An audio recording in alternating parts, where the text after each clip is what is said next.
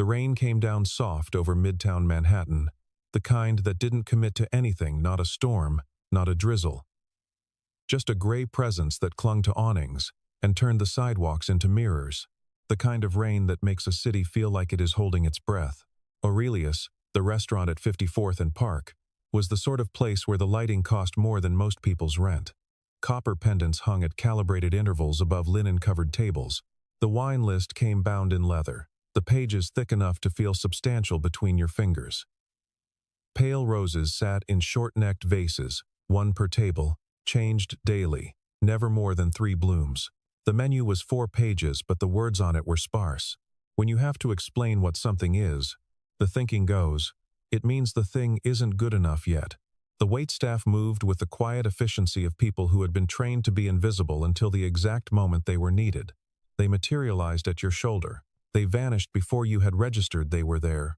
Daniel Whitfield stood at the entrance and held his daughter's hand. He was 38, with the kind of face that had lived through things without advertising them, sharp jaw. A few gray threads at his temples that he'd stopped noticing 2 years ago. He wore a charcoal blazer over a white shirt, no tie, clean, presentable. The blazer was good quality, the kind that stays good after years because it was made to. Decidedly not the room, but not unaware of that fact. He'd taken the subway from Brooklyn, the 4 train uptown, standing room, holding the overhead bar with one hand and Lily's hand with the other. She'd spent the ride with her nose in her book, leaning slightly into his arm without thinking about it. Lily was 10 years old, with her mother's eyes and her father's silence. She wore a navy dress she'd picked herself. She'd been very specific about the collar, which had to be plain, and she carried a small hardcover book, a field guide to North American birds, tucked under her arm like a badge. She observed everything. She always had, from the time she was small enough that adults thought she wasn't listening. She was always listening. She was always watching. She had her father's talent for being quiet in a way that collected information. The maitre d' looked at Daniel, the way people look at someone who has walked into the wrong room, but hasn't realized it yet. The look lasted less than a second. These were professional people. They didn't let things show. Reservation, the word came out clipped. Whitfield. I'm meeting a party already seated. Daniel's voice was even. No apology in it. No aggression. Just the simple architecture of a fact.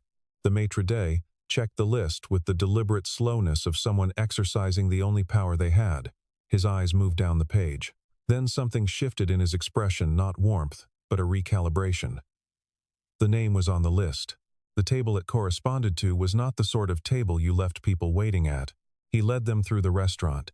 They passed tables of men in suits and women in things that cost a season's salary. The conversations were low and purposeful. The laughter measured and infrequent. A few heads turned as Daniel and Lily made their way toward the back, the man in the serviceable blazer and the girl with the bird book. Daniel didn't notice, or didn't care. It was hard to tell with him, sometimes, which of those two things it was. Lily noticed everything and said nothing. At the far end of the room, in a corner table that faced the entire floor and gave sightlines to both exits, sat Victoria Hayes. She was 36 and looked like she'd never wasted a minute of it. Dark hair pulled back with architectural precision. A cream blouse that probably had a name if you knew where to look. The kind of posture that doesn't come from a gym, it comes from years of being the only woman in a room full of men who wanted her to take up less space, and deciding very deliberately to do the opposite. She had built stratum capital from a single office in a rented floor of a Chicago high-rise to a fund that touched 4 continents and managed capital in the low billions. She had done this by being smarter than the room, consistently, and by never confusing the appearance of a deal with the substance of one. She did not suffer fools. She did not suffer delays. She was, by the assessment of people who had negotiated against her. Beside her sat her translator, a man named Gregory Marsh, late 40s, steel-rimmed glasses. A navy suit that was slightly too formal for the room. He sat very straight, which some people would read as good posture, and some people would read as a man making a sustained effort. His hands rested on the table in a way that was almost calculated. as if stillness were something he was performing, rather than something he simply was. A notepad beside his right hand. A pen, uncapped and ready. And across from Victoria's empty chairs, a briefcase already placed beside his leg, sat a third man, Marcus. Victoria's associate. Early 30s, the particular tired energy of someone who is very good at their job and knows it, and is slightly afraid that knowing it will be enough to make them stop working as hard. He was reviewing something on a tablet, his expression professionally blank. Daniel and Lily reached the table. Victoria looked up. The briefest flicker of something reassessment crossed her face. Then it was gone, replaced by the smooth, measured attention she gave to everything that mattered. Mr. Whitfield, she did not stand. I'm glad you could make it. Miss Hayes. Daniel pulled out the chair beside him for Lily, then sat. Thank you for accommodating my situation. The word situation did a quiet amount of work in that sentence. It named the fact of Lily without explaining or apologizing for it. Victoria's eyes moved to Lily for exactly 2 seconds, not unkind, not particularly warm. Measuring. Lily met her gaze without flinching and opened her bird book to a page in the middle, a spread showing various species of flycatcher, and began to read. Shall we order first, Victoria said, or go straight to the matter? However you prefer. She gestured to Gregory Marsh. He leaned forward slightly, adjusting his position, and began to speak first in English, summarizing the evening's agenda for Daniel's benefit, laying out the structure of the discussion in a tone that was professionally neutral and faintly condescending in the way that expertise, when it is being performed rather than applied, tends to be. Then he pivoted smoothly into Mandarin for Victoria, who had learned the language well enough to conduct business and follow contracts, but preferred the precision of a trained intermediary for discussions where exact terms mattered. The deal on the table was, on paper, straightforward. A licensing arrangement for a logistics software platform that Daniel's former firm had developed over 3 years. The platform handled supply chain coordination at scale.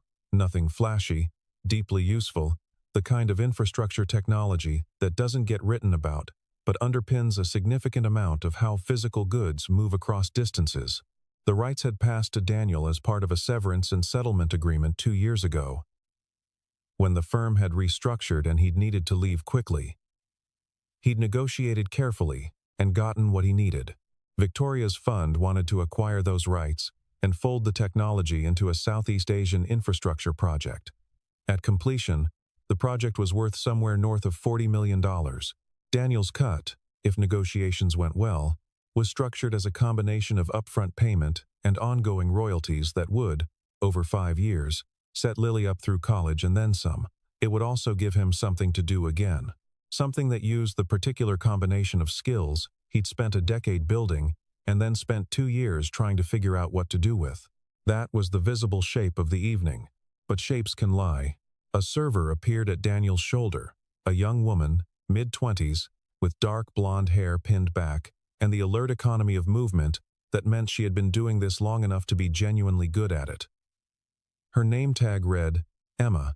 She had a small scar near her left eyebrow that she'd stopped noticing years ago. She carried her notepad the way people carry things they've carried so many times. The object has become an extension of the hand. She set down water glasses with precision and met no one's eyes directly. Table service at this level is partly about making people feel attended to without feeling observed.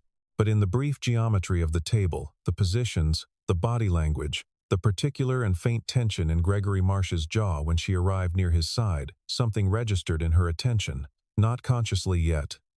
Just a reading. The way a city person learns to read a street without thinking about it. She took their orders. She left. Lily turned a page of her book. The first course arrived as small, perfect thing on a white plate. Some arrangement of cured fish and pickled vegetables that the kitchen had spent considerable thought on. Nobody at the table cared about it. Gregory Marsh was speaking now, relaying Victoria's opening position to Daniel in English. His voice was smooth, professional. There was a gentle authority to it, the authority of a man who controls information flow, which is its own kind of power. There was nothing overtly wrong with anything he said, but the phrasing was slightly off. Not enough that you'd catch it if you weren't listening for it. Not enough that you could point to it and say, there, that word, that construction. It was more the overall direction of things. The way light shifts when you move 2 steps to the left, and suddenly a painting looks like something else entirely. The same shapes, the same materials, a different picture. Victoria spoke in Mandarin. A clear, direct statement about the licensing structure the fund preferred, a split revenue model with a buyout clause at year 3, at market rate, capped at 15% above the acquisition price. The clause protected Daniel's long-term interest and reflected her fund's standard practice for IP deals with individual holders. It was, within the context of this kind of negotiation, a reasonable and even somewhat generous opening. Gregory turned to Daniel. Miss Hayes says the fund is open to discussing a tiered structure, but they'll need full transfer of all subsidiary IP rights before any revenue sharing begins. Daniel nodded slowly. He picked up his water glass. He took a sip. The difference between what Victoria had said and what Gregory had relayed was not the difference between 2 ways of expressing the same idea. It was the difference between a door that opens and a door that is sealed. A full IP transfer at closing would mean Daniel giving away everything before a single dollar changed hands. What Victoria had actually proposed was a phased arrangement, the rights remaining his until a predetermined threshold was reached. One position protected him. One left him with nothing to negotiate from. Lily looked up from her book. She was not watching Gregory. She was watching her father's hand. The way his fingers had tightened, very slightly, around the glass, the knuckles pale for just a second before relaxing. She put her book face down on the table. This was something she only did when she was paying full attention. She'd been doing it since she was small, some unconscious signal that the world outside the pages had become more interesting than the world inside them. Victoria spoke again, this time a question, delivered with the directness of someone who doesn't pad their sentences, asking whether Daniel had reviewed the technical specifications her team had forwarded last week. It was a specific question with a specific purpose. She wanted to know his level of preparation, whether they were negotiating from a position of mutual technical understanding, or whether she'd need to bridge a knowledge gap. The specs were detailed. His answer would tell her something important about who she was dealing with. Gregory translated. She's asking whether you've had time to look at the general framework document. These were not the same question, not even close. Had you reviewed the technical specifications, 14 words that assumed depth, preparation, specificity? Have you looked at the framework document, 8 words that assumed nothing, implied a casual glance, reduced the entire undertaking to a preliminary skim? Daniel answered the question he'd been given because that was all he could do, and his answer, translated back through Gregory to Victoria, became something slightly more hesitant than he'd said, slightly more uncertain, slightly more like a man who was here on hope rather than knowledge. The edges of his competence, as Gregory rendered them, were softer. The impression being constructed, across the table, was of a capable but somewhat out-of-depth individual who might be persuaded to accept terms less favorable than he deserved.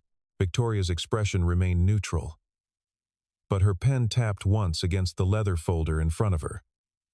Just once. Marcus, the associate, glanced at her. A monitoring glance, the look of someone checking a gauge. She didn't return the look. Emma came back to refill the water. She moved around the table's edge with the particular slowness of attentiveness, tilting the pitcher precisely, making no unnecessary movements. But her eyes tracked Gregory's notepad, the pen moving across it after each exchange. The small tick marks that appeared after the translations of significant content. She straightened. She set down the pitcher. She left. In the kitchen, she stood for a moment at the service station, her hand resting on the edge of the stainless steel counter, the cold of it grounding. Around her, the organized noise of a professional kitchen, the percussion of pans and the calling of orders, the heat from the line. She was in it and not in it. She'd spent 2 years in Shanghai between her junior and senior year at Columbia. She'd been studying comparative literature with a language component, and a professor had told her that the only way to understand a language was to live inside it for an extended period and stop treating it as a code to be cracked and start treating it as a way of thinking. She'd taken that seriously. She'd enrolled in a language institute in Jing'an, and she'd supported herself by waitressing at a hotel restaurant 3 nights a week, the kind of restaurant where the guests were international, and the staff moved between languages mid-sentence, and nobody thought anything of it. She'd gotten functional. She'd gotten comfortable with the music of it, the tonal structure, the way meaning shifted based on context and register. She wasn't fluent. She'd be the first to say so, but she understood enough to know what Victoria Hayes had actually said and what Gregory Marsh had actually relayed were different in ways that mattered. She'd caught it on the first exchange. She'd caught it again on the second. By the third, she was no longer unsure. She picked up her tray and walked back out. Daniel excused himself from the table, a quiet word about the restroom, and stepped away from the corner. He was crossing the open floor, halfway past a foretop of finance types, when Emma appeared at his side, moving in the same direction, her path natural, unremarkable, like someone heading toward the service corridor. She didn't look at him. "Your translator is lying." Her voice was barely a breath. Her face was forward. Daniel's stride didn't break. But something behind his eyes shifted, not surprise. Exactly. More like a lock clicking open. She continued past him without stopping.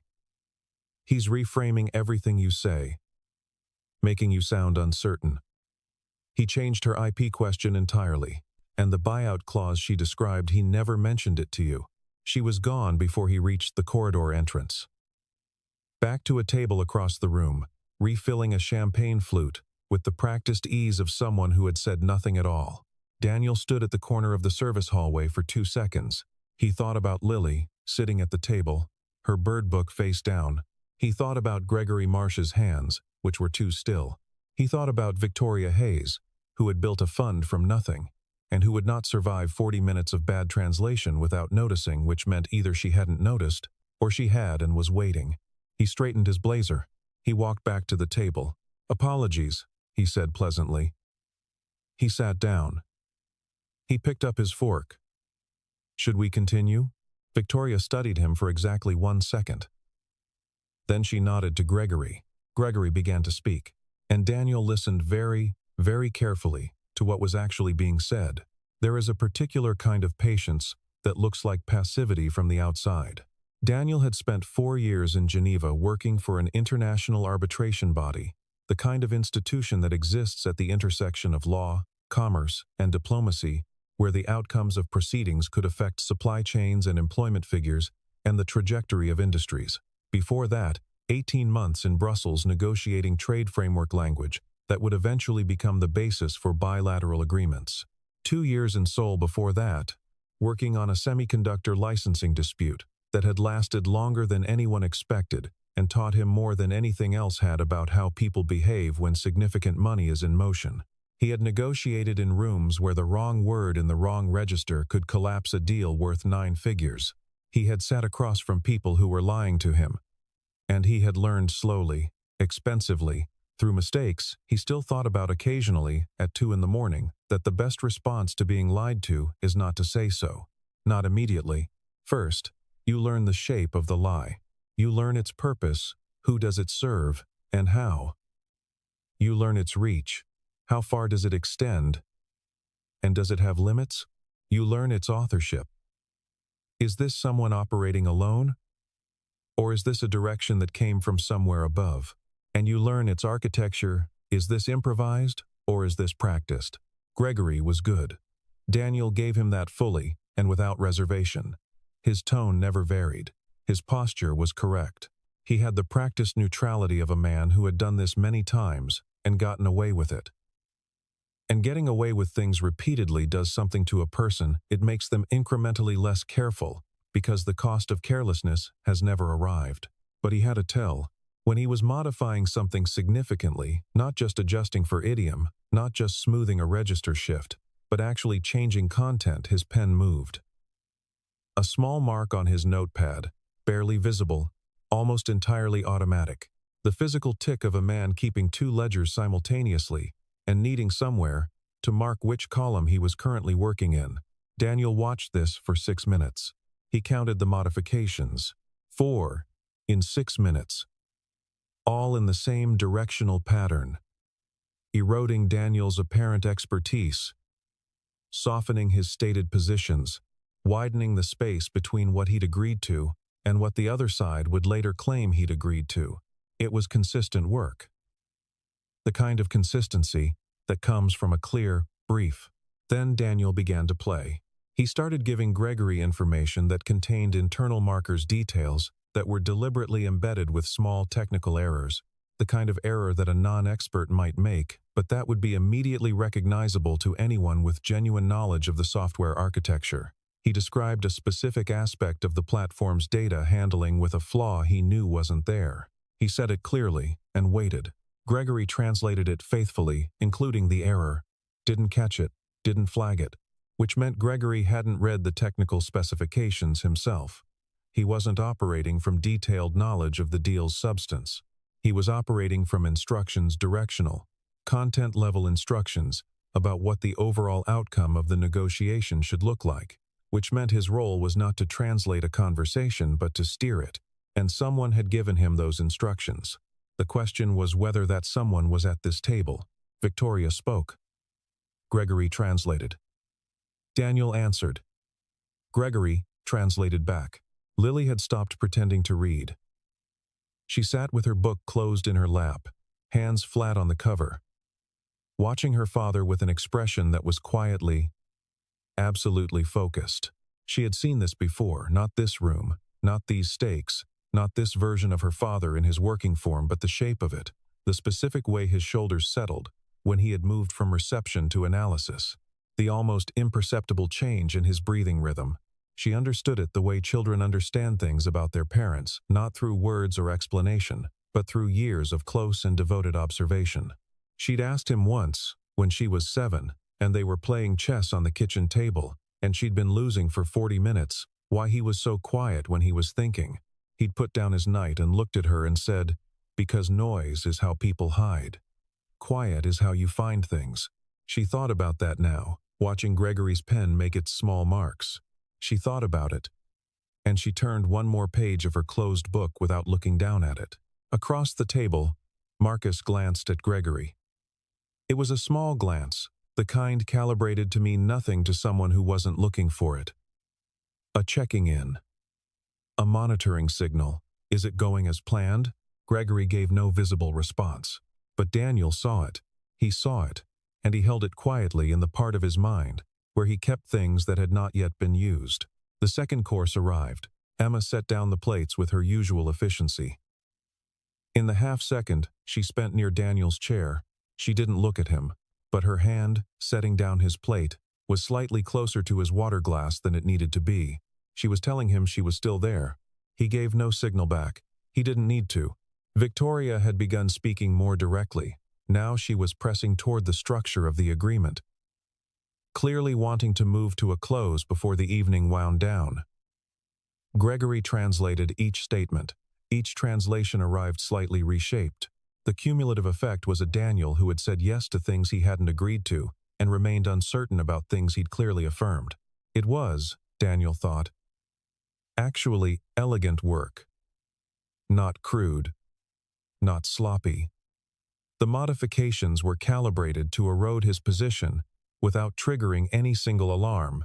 If he'd been what he appeared to be, a mid-level tech professional, a single dad in a blazer, who'd lucked into owning a valuable IP license, he would have walked out of this restaurant, having signed something that effectively gave away 50 to 60% more value than he intended. And then he made his move. He waited for Gregory to finish a translation. Then he set down his fork. He looked at Victoria directly and said clearly, without inflection, in standard Mandarin, a single sentence. "I want to confirm I understood your buyout clause correctly. Year 3, at market rate, with a cap of 15% above acquisition price." The table stopped, not loudly. The sound in the room didn't change, but something in the air at that table became very, very still. Victoria's expression shifted, not dramatically, but the way a face shifts when it receives information. it didn't expect. A rearrangement. A moment of recalculation. Gregory's pen stopped moving. Lily looked up. Victoria said, in Mandarin, "You speak Mandarin." It wasn't a question. Daniel answered in English, pleasantly. "I understand it adequately. I prefer to work through translation for formal discussions. Less room for ambiguity on my end. But I like to check the key terms directly." He smiled, and it didn't reach his eyes. Victoria looked at Gregory. Gregory looked at his notepad. "The buyout clause," Victoria said, now in English, her accent crisp and minimal, "was not described to you as I stated it." Another not a question. "No," Daniel said, "it wasn't." The restaurant continued around them, the low murmur of other conversations, the soft percussion of cutlery. The wine being poured 2 tables over. Inside the bubble of their corner table, something had fundamentally changed direction. Marcus put his tablet face down. "I'd like to go back," Daniel said, "to the beginning of this evening's discussion." His voice was calm. He might have been suggesting a different entree. Victoria nodded once. "Short. Decisive." Daniel looked at Gregory. "Would you like to begin, or shall I?" Gregory's hands were still on the table, but the stillness had changed quality. It was no longer performed. It was frozen. "I don't know what you're suggesting," Gregory said. "I'm suggesting," Daniel said, "that the discussion we had for the past 40 minutes bears only a passing resemblance to what Miss Hayes and I were actually saying to each other. I can go through it point by point if that's helpful." He didn't wait for Gregory to answer. He turned to Victoria. "Your first substantive statement was about the revenue structure. You described a split model 60-40 in the fund's favor with a buyout option at year 3 capped at 15% above acquisition value. What was relayed to me was an open-ended revenue discussion contingent on a full IP transfer at closing." Victoria's eyes had gone very still. "Your second statement was a direct question about whether I'd reviewed your technical specifications. What I was told was a general inquiry about the framework document." He paused. "These are not small differences." "No," Victoria said quietly. "They are not. The IP question matters most. What Gregory described would have required me to transfer all subsidiary rights, including some that have significant independent value, before any revenue agreement was finalized. What you actually proposed would preserve those rights until year 3. He met her eyes.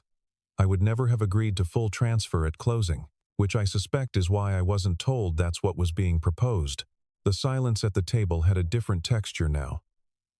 It was the silence of people doing rapid calculation. Victoria turned to Gregory. When she spoke, it was in Mandarin, and her voice was exactly as level as it always was. "You modified the terms of my proposal." Gregory opened his mouth. "Don't," Victoria said.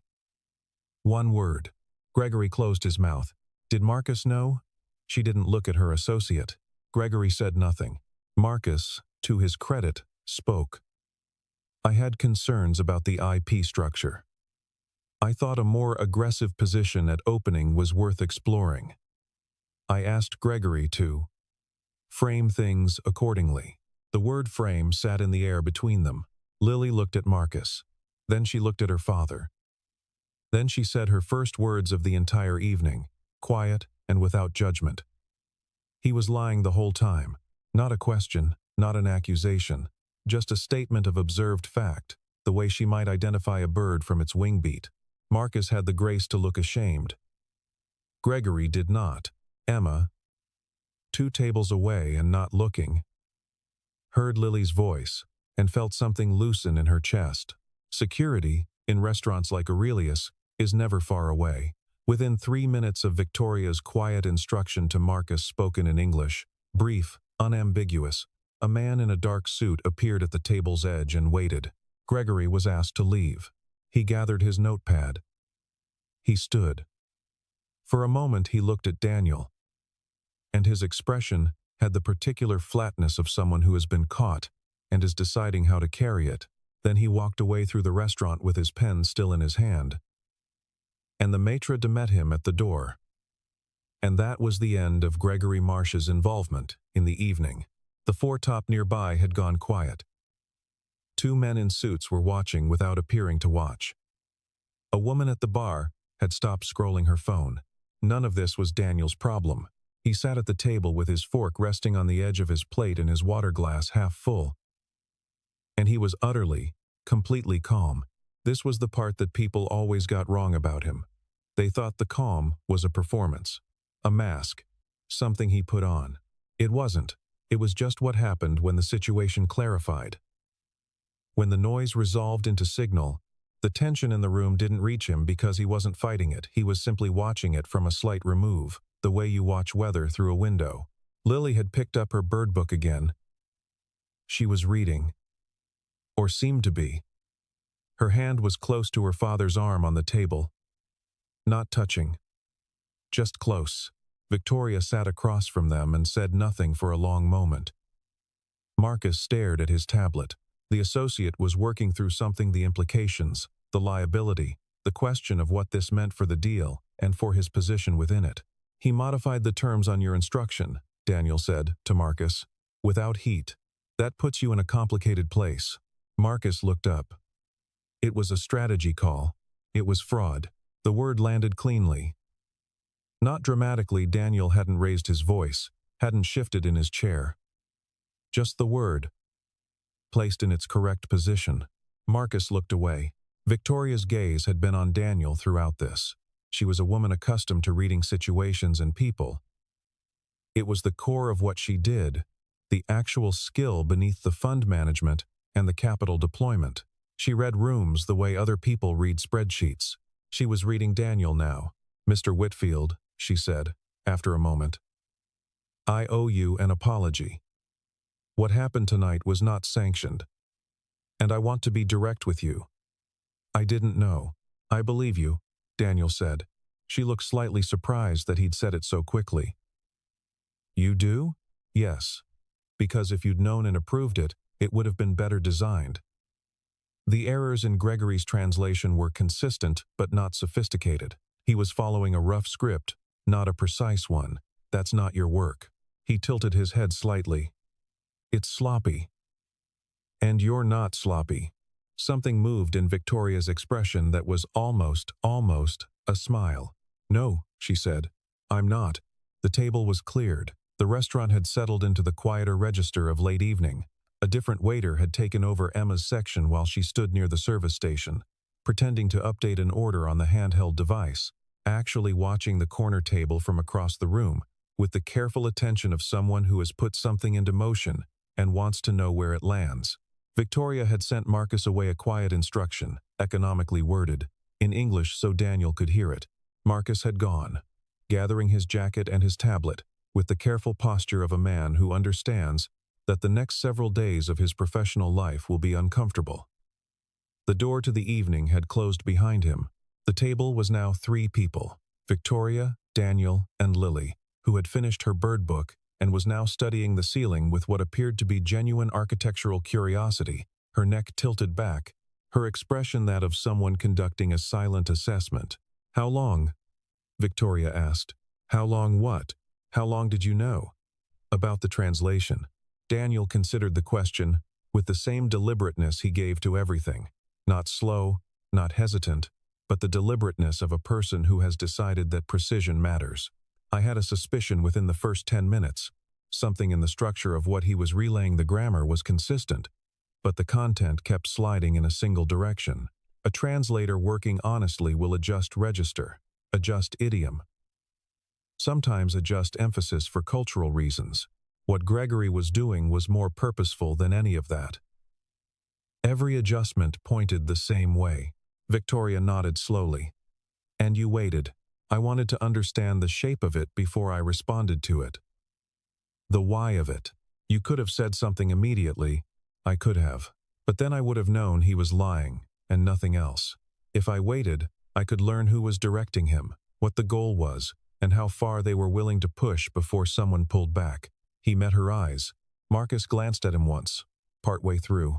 After a particularly significant modification, it was brief, but it answered the authorship question. Victoria held his gaze. You are very good at this. I was, he said. Not falsely modest, just accurate. That's not what I mean. She leaned back very slightly. crossing her hands on the table with the precise composure of a woman who does not often allow herself to lean. I mean, you've been in this exact kind of situation before. Not just rooms with difficult people. This. The translation. The deliberate distortion. The patience. He said nothing. She decided to push, gently. She had a talent for applying exactly the right amount of pressure to exactly the right place. Your bio says logistics software. Former consultant. That's accurate. It's incomplete. Another pause. The couple at the nearby table had moved on to dessert.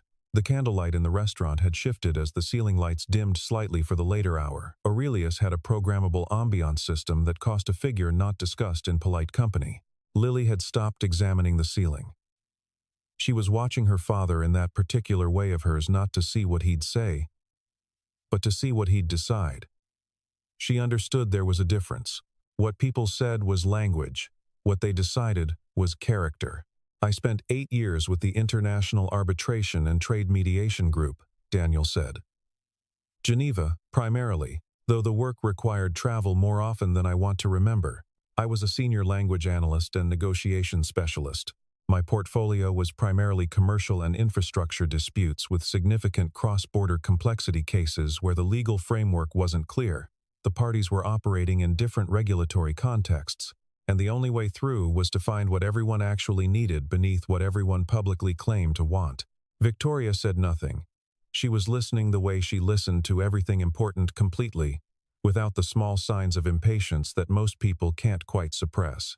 I worked extensively in Mandarin, Russian, and Portuguese, with functional capacity in German and French. My last major case was a 14-month dispute over infrastructure corridor rights between two state-owned entities. It was the most complex thing I'd worked on. He looked at his glass. It was also the last thing I worked on. You left. I left. His hand moved very slightly toward Lily, the automatic motion of a parent, below conscious thought, and stopped before it reached her. Not a completed gesture, just the impulse of it, visible for a second. My wife Caroline passed away 4 years ago. Lily was 6. I was in Kuala Lumpur when I got the call. I took the first flight back, and somewhere between Southeast Asia and New York, I decided that I was finished being in rooms I couldn't leave quickly when it mattered. The silence that followed was not uncomfortable. It was the silence of a person absorbing something that has reorganized the entire map of a conversation, every data point from the evening now repositioning itself around this new center of gravity. The software, Victoria said finally, was developed by the firm I joined after Geneva. They needed someone who could navigate complex licensing negotiations and also articulate the product's technical value accurately. I'd always been interested in the engineering side language and logic share more than people expect. When the firm restructured 2 years ago, I negotiated my exit carefully, and the IP rights came with me as part of the settlement. He set down his glass. It's genuinely good software. It should be doing something useful in the world. It will be, Victoria said. The project it's intended for has real stakes. Not fun performance stakes, actual infrastructure that affects how physical goods move through a region, where logistics inefficiency costs people real money and time at a very basic level. She let that sit for a moment. This is not a prestige acquisition. It's a functional one, I know. He had read every document she'd sent. All of it. That's partly why I'm here. And the other part? He glanced at Lily, who was now studying the copper light fixture directly above their table, with the focused attention of a naturalist examining a new species. Lily is expensive in all the best ways, he said. Lily looked down from the fixture. I'm extremely cost-effective, she said. I primarily require books, pencils, and natural light. And occasionally, a soufflé. As if on cue, the waiter arrived with a small, perfectly risen chocolate soufflé and set it in front of her with the reverence it deserved. Victoria watched Lily receive it with the particular gratitude of someone who has been told to expect 20 minutes and actually means it when she says she respects that kind of commitment. Then Victoria looked at Daniel, and something shifted in her expression, not the fund manager, not the negotiator, Not the woman who had built something formidable by being relentlessly good at what she did. Something else. Something from a layer beneath the professional identity that she kept, usually, quite carefully maintained. "Both of you made this evening considerably more interesting than it was supposed to be," she said. Lily looked up from her soufflé. "You said considerably. That's a formal word." Victoria raised an eyebrow. "Is it? My teacher says people use formal words when they're being careful about something." "Are you being careful?" A beat. The kind of beat that means something is genuinely happening in the pause. Then Victoria Hayes, who had been called, in 4 separate financial publications, unflappable, and who had earned that description, laughed. It was short and genuine, and it surprised her slightly, the kind of laugh that comes from somewhere real. "Yes," she said. "I suppose I am." Lily nodded, satisfied, and returned to her soufflé. Some things confirmed were simply that, confirmed. Emma came back to the table. Not to serve, her section had been covered. She came because Victoria had asked one of the other servers to send over the young woman who'd been working this corner earlier in the evening.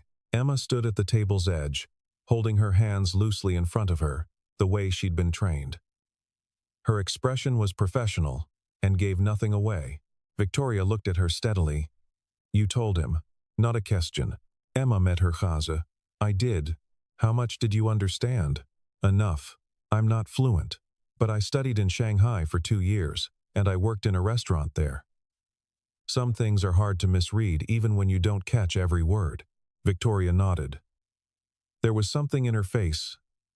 Not soft, exactly, but unclenched. "Thank you." That took judgment. Emma glanced at Daniel. He gave her the smallest nod, the kind that's not performative. Just honest. "I've been a server for 3 years, Emma said. "You learn to read a room." She paused. "I almost didn't say anything. I wasn't sure it was my place." "It was your place," Daniel said quietly. "It's always your place to tell the truth." Emma looked at him for a moment. Then she looked at Lily. "How are you doing?" "You've been very patient tonight." Lily considered the question with appropriate seriousness. "The ceiling in here has 3 different types of plaster work." "Did you know that?" Emma blinked. "I did not. The oldest section is in the far corner. You can tell because the pattern is less regular. That part was probably here before the restaurant." She tilted her head. "History is in weird places." Emma smiled, a real one, not a service smile. "Yeah, it really is." After Emma stepped away, Lily turned to her father. "I like her. You told her about the plaster. That means I like her." Daniel looked across the room to where Emma was moving between tables, refilling water, collecting plates, doing her job. She carried herself differently than she had at the start of the evening. Something had shifted in her posture, not pride, exactly. More like the quiet satisfaction of having done a thing that mattered. He understood that feeling. He hadn't felt it in a while. Victoria was reviewing something on her phone. She looked up. "The deal. Mr. Whitfield, I'd like to propose we start fresh, proper terms, properly conveyed, with no intermediary whose loyalty is unclear. I'd be open to that. I'll have my legal team draft a new framework. Clean." She set down her phone. "And I'll be direct with you. The terms I described tonight, the real ones, not Gregory's version, are genuinely what I'm offering. This isn't a second angle." "I know," he said. "How?" "Because if you were running a second angle, you would have had Marcus leave with Gregory. The fact that you sent Marcus away separately after the table was clear, means you're managing him internally, not protecting him." He tilted his head. "You're going to review what he did. Thoroughly."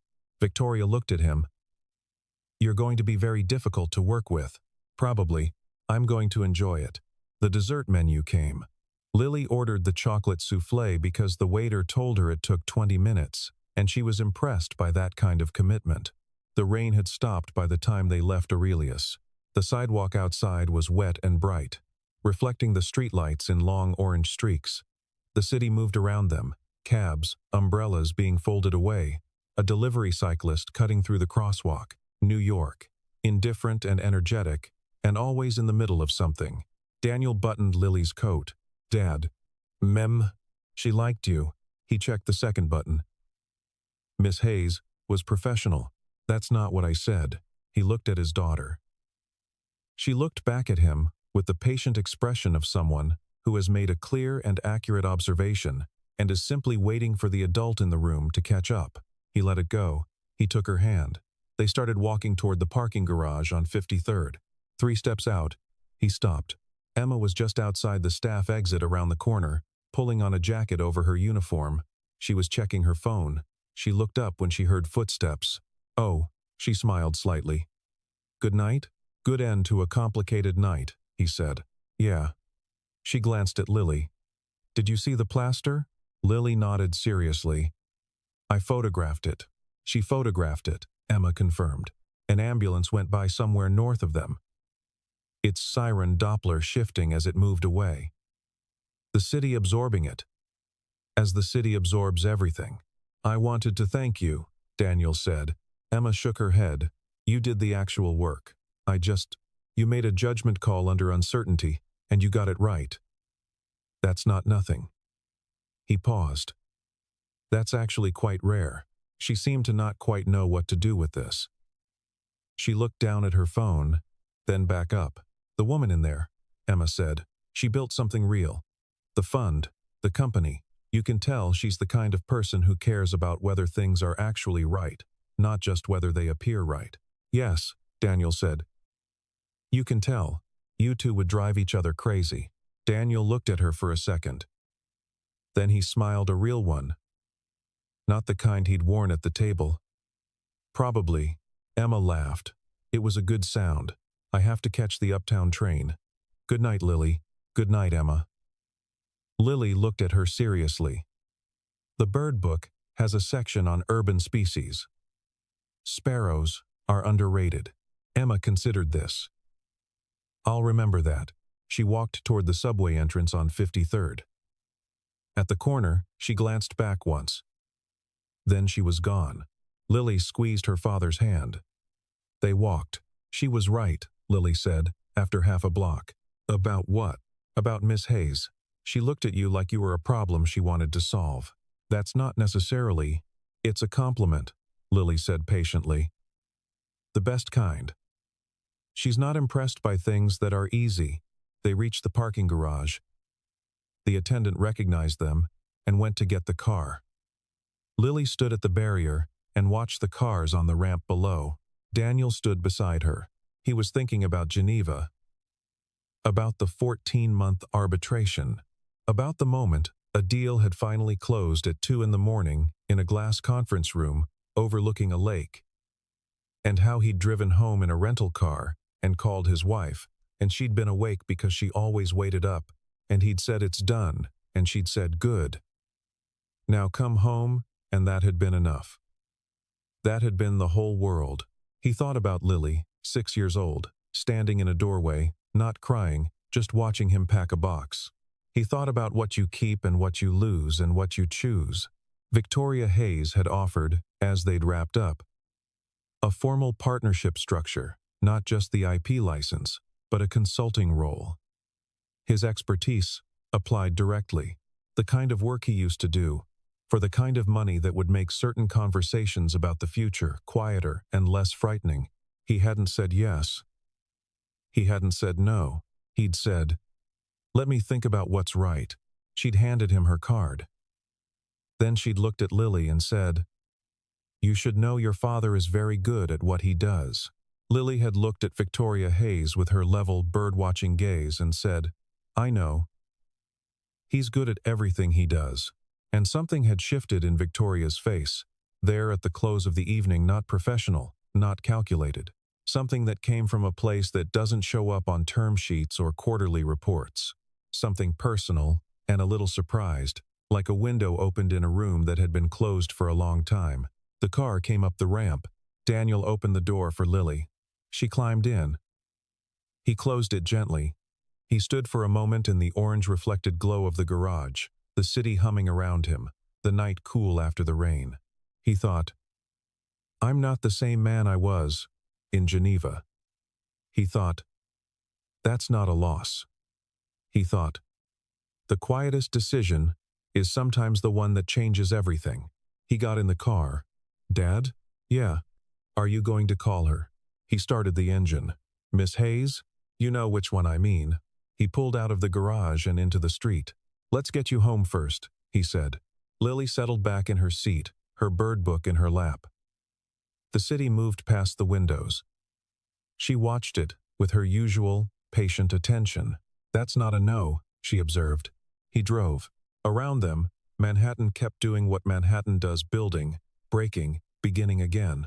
The rain was gone, and the streets were lit, and somewhere on the west side, a train was moving through dark tunnels toward morning, carrying people who had made decisions or failed to, who had been honest or hadn't, who had given things away or held them close.